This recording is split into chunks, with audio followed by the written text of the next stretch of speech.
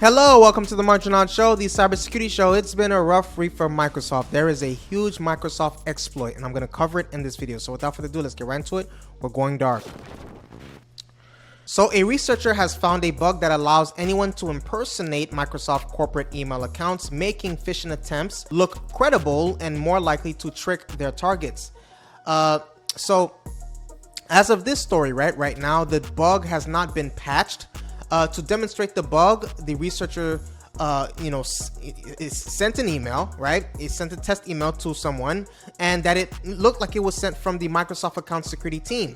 So last week, V. Zevalod, also known as the Sloncer, wrote on X, formerly Twitter, that he found the email spoofing bug and reported it to Microsoft, but the company dismissed his report after saying it couldn't reproduce his findings.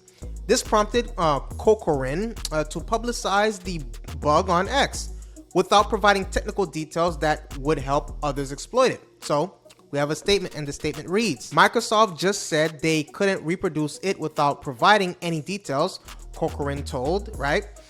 In an online chat. Microsoft might have noticed my tweet because a few hours ago they reopened the SIC, one of my reports that I had submitted several months ago. The bug, according to Corcoran, only works when sending the email to Outlook accounts, right? Still, that is a pool of at least 400 million users all over the world, according to Microsoft's latest earnings report. So Corcoran said he last followed up with Microsoft on June 15th, and Microsoft did not respond to certain requests that people were asking from it, as of very early this week. So we have a statement, and it reads, I did not expect my post to get such a reaction. Honestly, I just wanted to share my frustration because this situation made me sad, Corcoran. But Corcoran, how does this make you sad? You're being dramatic. We have another statement, and it reads, many people misunderstand me and think that I want money or something like that. Yeah, you do. Yeah, you do want that. In reality, I just want companies not to ignore researchers and to be more friendly when you try to help them. It's not known if anyone other than Corcoran found the bug or if it has been maliciously exploited. While the threat of this bug at this point is unknown, Microsoft has experienced several security problems in recent years, which is prompting investigations by both federal regulators and congressional lawmakers. Please take a moment to hit the subscribe button and the like button.